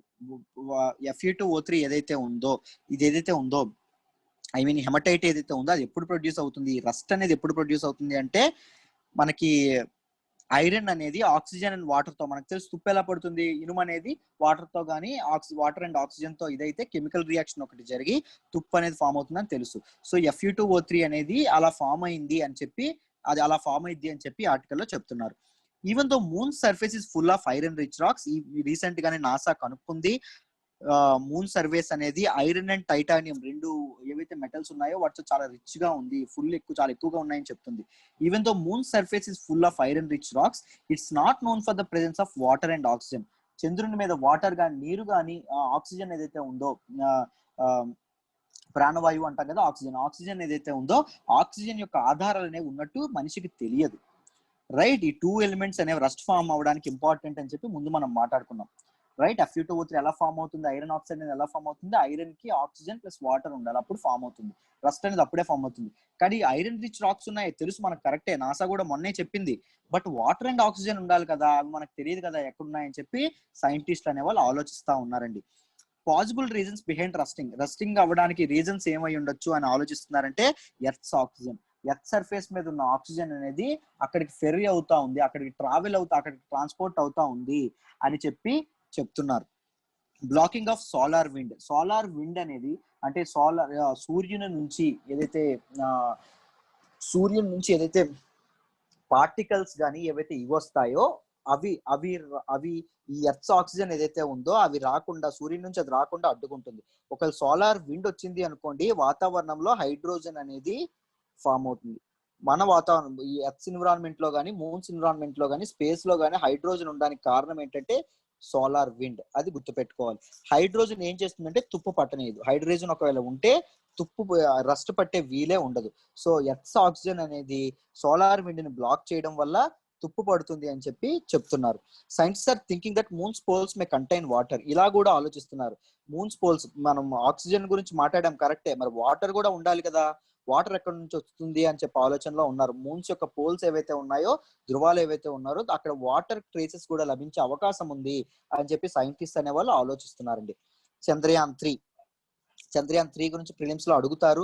దీని గురించి మనం మాట్లాడుకుందాం. రీసెంట్ గా చంద్రయాన్ 2 అనేది మనకి ఫెయిల్ అయింది, అందరికీ తెలుసు, రైట్. మన ఆశయాలన్నింటినీ అడియాసలు అవ్వడం అనేది జరిగింది. ఎన్నో ఆశలు పెట్టుకున్నాం, రైట్. బట్ అది చిన్న ప్రాబ్లం వల్ల చంద్రయాన్ 2 అవ్వలేకపోయింది. బట్ ఇస్రో అనేది coming back very strongly. Early 2021 మొదటి భాగంలోనే, ఫస్ట్ హాఫ్ లోనే చంద్రయాన్ 3ని తిరిగి లాంచ్ చేయాలనుకుంటున్నారు. దానికి కూడా చంద్రయాన్ 2 లాగానే ఒక ల్యాండరు, ఒక రోవరు ఉంటాయి. బట్ ఆర్బిటర్ మాత్రం ఉండదు, రైట్. ఒక ల్యాండరు, ఒక రోవరు చంద్రయాన్ 2 లాగే ఉంటుంది, కానీ ఒక ఆర్బిటర్ మాత్రం ఉండదు అని చెప్పడం జరిగింది. ఐ హోప్ చంద్రయాన్ 2 యొక్క ఫైండింగ్స్ గురించి మీకు క్లియర్ గా అర్థమైందనే అనుకుంటున్నాను, right. Perfect. Let's move to the next article. FCRA clearance of 6 NGOs suspended అండి. అసలు ఏం జరిగింది, FCRA ఏంటి, NGOs తాలూకా 6 NGOs ఏం చేశాయి, ఎందుకని చెప్పి సస్పెండ్ చేసింది గవర్నమెంట్, వీటి గురించి మనం మాట్లాడుకుందాం. ఇది NGOs and government policy and intervention, GS paper 2 లో దీన్ని మనం మాట్లాడుకుంటాం. Government policy and interventions and NGOs గురించి మాట్లాడుకుంటాం కదా సిలబస్ లో, దానిలో దీన్ని మాట్లాడుకుంటాం, ఓకేనా. Recently ministry of home affairs అనేది సస్పెండెడ్ లైసెన్స్ ఆఫ్ 6 NGOs అండి. 6 NGOల యొక్క లైసెన్స్ అనేది సస్పెండ్ చేసింది. Under the foreign contribution regulation act 2010లో ఎనాక్ట్ అయినటువంటి ఫారెన్ కంట్రిబ్యూషన్ రెగ్యులేషన్ యాక్ట్ ఏదైతుందో దానిలో భాగంగా 6 NGOs యొక్క లైసెన్స్ అనేది రద్దు చేయడం అనేది జరిగింది. These 6 NGOs can no longer receive foreign funds from donors. బయట దేశాల నుంచి, విదేశాల నుంచి 6 NGOs ఏవైతే ఉన్నాయో అవి డొనేషన్స్ ని స్వీకరించడానికి ఆస్కారం లేదు, వీలు లేదు. ఎందుకంటే మినిస్ట్రీ ఆఫ్ హోమ్ అఫైర్స్ ఈ 6 NGOs యొక్క లైసెన్సెస్ అనేవి సస్పెండ్ చేయడం అనేది జరిగింది. ఎందుకు చేసింది ఏంటి అని చెప్పి గవర్నమెంట్ అనేది ఏ రీజన్స్ చెప్పలేదు బయటికి, ఓకేనా. సస్పెన్షన్ యొక్క రీజన్స్ ఏవైతే ఉన్నాయో government didn't specify any reasons అండి, ఓకేనా. అది మనం గమనించాలి. 6 NGOs ఏవైతే ఉన్నాయో 6 NGOs లో 4 క్రిస్టియన్ అసోసియేషన్స్ సంబంధించినవి. 6 NGOs లో 4 క్రిస్టియన్ అసోసియేషన్ సంబంధించినవి, 2 NGOs లో ఒకటి హాస్పిటల్, ఇంకొకటి ఒక ట్రైబల్ డెవలప్మెంట్ సొసైటీ, తమిళనాడులో ఉన్నటువంటి ఒక ట్రైబల్ డెవలప్మెంట్ సొసైటీ, ఓకేనా. 4 క్రిస్టియన్ అసోసియేషన్స్, ఓకేనా. 2017లో ఇలాగే ఒక యుఎస్ఏకి చెందినటువంటి కంపాషన్ ఇంటర్నేషనల్స్ అనే ఒక NGO ఏదైతే ఉందో దాని తాలూకా లైసెన్స్ కూడా ఇండియన్ గవర్నమెంట్ క్యాన్సిల్ చేయడం అనేది జరిగింది. దానికి రీజన్ ఏం చెప్పిందంటే రిలీజియస్ కన్వర్షన్స్ చేస్తున్నారు, అక్కడ నుంచి డబ్బులు ఇక్కడికి తెస్తున్నారు, రిలీజియస్ కన్వర్షన్స్ అని చేస్తున్నారు. సో జనాల తాలూకా పబ్లిక్ ఇంట్రెస్ట్ తాలూకా ఇదనేది పోతుంది, దానికి ఇబ్బంది అనేది జరుగుతుంది అని చెప్పి దీనికి తాలూకా ఇదనేది క్యాన్సిల్ చేయడం జరిగింది. ఇప్పుడు కూడా అనలిస్టులు ఏం చెప్తున్నారంటే దీనికి కూడా రీజన్ అదే అయి ఉండొచ్చు. ఎందుకంటే 4 క్రిస్టియన్ అసోసియేషన్స్ ఉన్నాయి కాబట్టి రిలీజియస్ కన్వర్షన్స్ ఏవైతే జరుగుతూ ఉండొచ్చేమో దాని వల్లే సస్పెండ్ చేశారేమో అనే ఆలోచనలో ఉన్నారు. ఇప్పుడు డీటెయిల్డ్ గా FCRA గురించి క్లియర్ గా తెలుసుకోవాలి, రైట్. FCRA అంటే ఏంటి, ఫారిన్ కంట్రిబ్యూషన్ రెగ్యులేషన్ యాక్ట్ అని చెప్పాం కదా, అంటే ఏంటి, దాని గురించి ప్రిలిమ్స్ లో క్వశ్చన్స్ ఎలా ఉంటాయి ఏంటి అని తెలుసుకోవాలి. FCRA 2010 it regulates foreign funding అండి. ఈ యాక్ట్ ద్వారా ఏం జరుగుతుందంటే ఫారిన్ నుంచి ఏమైనా ఫండింగ్స్ వస్తే ఆ ఫండింగ్స్ ఎలా జరుగుతున్నాయి, ఎలా వస్తున్నాయి, ఎటువైపు నుంచి వస్తున్నాయి, దాని రిసిప్ట్స్ ఏంటి, రిసిప్ట్స్ ఆఫ్ ఫారిన్ కంట్రిబ్యూషన్స్ అనేవి ఏ ఉన్నాయి, ఓకేనా. దాంతోపాటు రిసిపియన్స్ ఎవరైతే ఉన్నారో వాళ్ళు ఇండియా చెప్పిన దీనికి స్టేట్ పర్పస్ కి స్టేట్ పాలసీస్ కి పర్పస్ కి కట్టుబడి ఉన్నారా లేదా, ఇలాంటివన్నీ FCRA అనేది చూస్తుంది. It is implemented by ministry of home affairs. ఇప్పుడే చెప్పుకున్నాం కదా, హోమ్ మినిస్ట్రీ ఏదైతే ఉందో వాళ్ళు దీన్ని ఇంప్లిమెంట్ చేస్తారు అండర్ దిస్ యాక్ట్. ఎందుకంటే జనాల యొక్క పబ్లిక్ ఇంట్రెస్ట్ కి, భారత్ యొక్క సమగ్రతకి, దీనికి ఇంటిగ్రిటీకి సంబంధించిన విషయం కాబట్టి దీన్ని హోమ్ అఫైర్స్ అనే వాళ్ళు చూసుకుంటారు. Under this act organizations are required to register themselves every 5 years. ఈ యాక్ట్ లో భాగంగా ఆ ఎన్జిఓస్ ఏవైతే ఉన్నాయో వాళ్ళకి నిజంగా ఫారిన్ ఇన్వెస్ట్మెంట్స్ కావాల్సి వస్తే వాళ్ళు తప్పకుండా ఇదేనేది చేసుకోవాలి. 5 years ఒకసారి మినిస్టర్ ఆఫ్ హోమ్ అఫైర్స్ దగ్గర రిజిస్ట్రేషన్ అనేది తప్పకుండా చేసుకోవాలి. రైట్, ఇది గుర్తుపెట్టుకోండి. ఒకవేళ చేసుకోకపోతే వాళ్ళు 25,000 నుంచి ఎక్స్ట్రా అమౌంట్ ఫారెన్ నుంచి తీసుకోవడం అవ్వదు. ఒకవేళ ఆ రిజిస్ట్రేషన్ అనేది చేసుకోకపోతే ఓన్లీ 25,000 ఫారెన్ ఇన్వెస్ట్మెంట్స్ అనేది ఫారెన్ నుంచి ఇదనేది చేసుకోవచ్చు, ఫారెన్ డొనేషన్స్ అనేది తీసుకోవచ్చు, లేకపోతే ఫారెన్ డొనేషన్స్ అనేది తీసుకోవడానికి వీలు లేదు. ఓకేనా? ఇప్పుడు ఎన్జిఓస్ గురించి మాట్లాడదాం. They are neither part of government nor a conventional for profit business organisation. వాళ్ళు లాభాల కోసం పనిచేయరు. ఎన్జిఓస్ అనే వాళ్ళు లాభాల కోసం పనిచేయరు. అలా అని గవర్నమెంట్ ఆర్గనైజేషన్ కాదు. ఓకేనా? They are helpful in implementing government schemes. Government schemes అనేవి ఇంప్లిమెంట్ చేయడానికి, గవర్నమెంట్ స్కీమ్స్ అనేవి జనాల్లోకి ఎక్కువగా ఇదవ్వడానికి, జనాల యొక్క సోషియో ఎకానమిక్ వెల్ఫేర్ కోసం ఈ ఎన్జిఓస్ అనేవి వాలంటరీగా చాలా చాలా పాటు పడతాయండి. They play very important role in every countries governance అండి. గవర్నెన్స్ అనేది రన్ అవడంలో ఇవి చాలా ఎన్జిఓస్ చాలా ఇంపార్టెంట్ రోల్ ప్లే చేస్తాయి. India is home to largest number of NGOs. ఇండియాలో హైయెస్ట్ నెంబర్ ఆఫ్ అన్ని countries highest number of NGOs ఉన్నాయి. మొత్తం 33 lakh ఎన్జిఓస్ ఉన్నాయి. 2009 సెన్సస్ ప్రకారం 33 lakh ఎన్జిఓస్ అనేవి ఉండడం అని జరిగింది. అంటే ఎవ్రీ 350 members కి ఒక ఎన్జిఓ అనేది ఉంది అని చెప్తున్నారు. NGOs receive cash through ministries. NGOs కి డబ్బులు ఎలా వస్తాయంటే ministries, health and family welfare కానీ, హ్యూమన్ రిసోర్స్ డెవలప్మెంట్స్ కానీ, అండ్ చైల్డ్ వెల్ఫేర్ డిపార్ట్మెంట్స్ కానీ, మహిళలకి అభ్యున్నతి కోసం పాడే డిపార్ట్మెంట్స్ ఏవైతే ఉంటాయో, వెల్ఫేర్ డిపార్ట్మెంట్స్ ఏవైతే ఉంటాయో అవన్నీ ఈ ఎన్జిఓస్ కి మనీ అనేది ఇవ్వడం జరుగుతుంది. దాంతో పాటు ఎన్జిఓస్ కి మనీ ఎలా వస్తుంది అంటే ఫ్రమ్ అబ్రాడ్ అండి. ఫారిన్ డొనేషన్స్ ఏవైతే ఉంటాయో వాటి నుంచి వస్తాయి. దేని అండర్ ఏ యాక్ట్ ప్రకారం అంటే ఫారిన్, చెప్పండి దీని ద్వారా వస్తాయంటే ఫారెన్ కంట్రిబ్యూషన్ రెగ్యులేషన్ యాక్ట్, దాని ద్వారా వస్తుంది. If there is registered with the home ministry, ఒకవేళ ఆ యాక్ట్ ద్వారా రిజిస్టర్ చేసుకుంటేనే వస్తాయి తప్ప రిజిస్టర్ చేసుకోకపోతే రావు. ఓకేనా? ఎంతవరకు అంటే లిమిట్ 25,000 వరకే. ఒకవేళ రిజిస్టర్ చేసుకోకపోతే ఫారెన్ డొనేషన్స్ అనేవి 25,000 వరకే వస్తాయి. ఎక్స్ట్రా రూపాయి కూడా రాదు. ఓకేనా? పర్ఫెక్ట్. అయితే what are the controversies? FCRA ఏదైతే ఉందో దాని కాంట్రవర్సీస్ కూడా కొన్ని ఉన్నాయి. FCRA restrictions have serious consequences అండి. చాలా కాన్సిక్వెన్సెస్ ఉన్నాయి. దేని మీద ఎక్కువ ప్రభావం ఉంది అంటే article 19(1)A, article 19(1)C. Article 19(1)A constitution article 19(1)A ఏం చెప్తుందంటే రైట్ టు ఫ్రీ స్పీచ్ చెప్తుంది. భావ ప్రకటన స్వేచ్ఛ ఏదైతే ఉందో దానికి భంగం వాటిల్లుతుంది ఈ ఎఫ్సిఆర్ఏ వల్ల అని చెప్తున్నారు క్రిటిక్స్. దాంతో పాటు ఫ్రీడమ్ ఆఫ్ అసోసియేషన్ కూడా 19(1)C ఏదైతే ఉందో దాని వల్ల కూడా ఫ్రీడమ్ ఆఫ్ అసోసియేషన్ కూడా భంగం కలుగుతోంది, ఇబ్బంది పడుతున్నాము అని కూడా చెప్పడం అనేది జరుగుతుంది. చూడండి, రైట్ టు ఫ్రీ స్పీచ్ ఎందుకు అవుతుంది, వాట్ ఈస్ ద రీజన్ అంటే రైట్ టు ఫ్రీ స్పీచ్ కి ఎందుకు ఇది అవుతుంది అని మనం క్లియర్ గా మాట్లాడుకోవాలి. ఏమవుతుంది అంటే ఎన్జిఓస్ అనేవి పీపుల్ యొక్క సోషల్ వెల్ఫేర్ కోసం, ఎకనామిక్ వెల్ఫేర్ కోసం కూడా పాటుపడతాయి. కొన్నిసార్లు గవర్నమెంట్ కి ఇన్స్ట్రక్షన్స్ ఇవ్వడం, గవర్నమెంట్ కి సలహాలు సూచనలు ఇవ్వడం కూడా చేస్తాయి. ఒకవేళ గవర్నమెంట్స్ అనేవి ఫారిన్ ఇన్వెస్ట్మెంట్స్ అనేవి కొన్ని ఎన్జిఓస్ కే, ఫారిన్ డొనేషన్స్ అనేవి కొన్ని ఎన్జిఓస్ కే పరిమితం చేయాలి, మిగిలిన వాళ్ళకి చేయకూడదు అంటే ఈ ఎన్జిఓస్ అన్ని ఏవైతే గవర్నమెంట్ ఫేవర్ గా ఉన్న ఎన్జిఓస్ అన్ని గవర్నమెంట్ కి సపోర్ట్ చేసే అవకాశం ఉంది. సో గవర్నమెంట్ ఈ రకమైన ఇది చూపించి, ఈ రకమైన ఎరవేసి వాళ్ళ తాలూకా గొంతుని నొక్కేసే అవకాశం ఉంది, వాళ్ళు సరిగ్గా మాట్లాడలేకపోయే అవకాశం ఉంది, బయాస్ సిస్టమ్ అనేది వచ్చే అవకాశం ఉంది అని చెప్తున్నారు. దాంతోపాటు ఫ్రీడమ్ ఆఫ్ అసోసియేషన్, సభలు సమావేశాలు అసోసియేషన్స్ ఫామ్ చేసేది ఏదైతే ఉందో ఆ ఫ్రీడమ్ కూడా పోతుంది అని చెప్తున్నారు. ఈ part of the universal declaration of human rights, universal declaration ఏదైతే ఉందో అందులో ఫ్రీడమ్ ఆఫ్ అసోసియేషన్ కూడా ఒక పార్ట్ అండి. Violation of this right constitutes a human rights violation. ఈ రైట్ ఏదైతే ఉందో ఫ్రీడమ్ ఆఫ్ అసోసియేషన్ రైట్ ను ఒకవేళ భంగం వాటిల్లితే, ఈ హక్కుకు భంగం వాటిల్లితే, ఈ హక్కును గవర్నమెంట్ బలవంతంగా లాగేసుకుంటే హ్యూమన్ రైట్స్ కే, మానవ హక్కులకే వైలేషన్ అనేది జరుగుతుంది, మానవ హక్కులకే భంగం అనేది వాటిల్లుతుంది అని చెప్తున్నారు. ఎందుకంటే it is a part of universal declaration of human rights అని చెప్పారు. రైట్, ఇది చూడండి. This act also held that the government can refuse permission, వాటికి పర్మిషన్స్ కానీ ఏదైతే ఎన్జిఓస్ పర్మిషన్ గవర్నమెంట్ రిఫ్యూజ్ చేయొచ్చంట. ఎప్పుడు if it believes that the donation to the NGO will adversely affect public interest, economic interest of the state.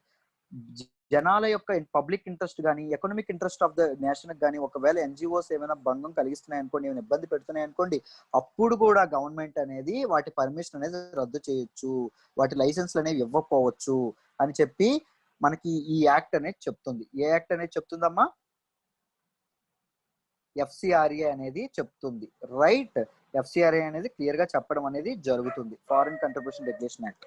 But చెప్పారే కానీ public interest అంటే ఏంటి, economic interest of the state ఏంటి అనే దానికి meaning correct గా ఇవ్వలేదు, వాటి తాలూకా అర్థం అనేది చెప్పలేదు, వాటి తాలూకా డెఫినేషన్ అనేది కరెక్ట్లీ నాట్ స్పెసిఫైడ్. అందుకోసమని ఈ యాక్ట్ అనేది తప్పుదోవ పడుతుందేమో అని చెప్పి ఈ యాక్ట్ మీద కూడా చాలా చాలా కాంట్రవర్సీస్ అనేవి ఉండడం జరిగింది. ఐ హోప్ ఈ సెషన్ మీ అందరికీ అర్థమైందని అనుకుంటున్నాను. ఓన్లీ కరెంట్ అఫైర్స్ సెషన్ లో జాయిన్ అవ్వాలన్నా మీరు జాయిన్ అవ్వచ్చు, కేవలం 5,000 రూపాయలకి. పాలిటీ కూడా 5,000, ఎప్పుడు సెప్టెంబర్ 15 లోపు జాయిన్ అయితే 5,000 రూపీస్కే.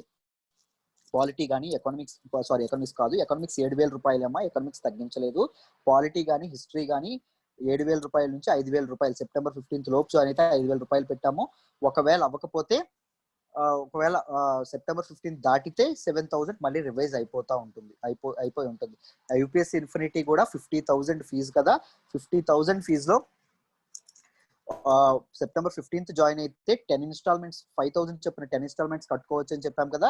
సో అందులో ఒక ఇన్స్టాల్మెంట్ మైనస్ చేసి 9 ఇన్స్టాల్మెంట్స్ కడుతూ మీరు జాయిన్ అవ్వచ్చు యూపీఎస్సీ ఇన్ఫినిటీలో. ఐ హోప్ మీ అందరికీ క్లియర్ అని అనుకుంటున్నాను session. Perfect, thank you so much.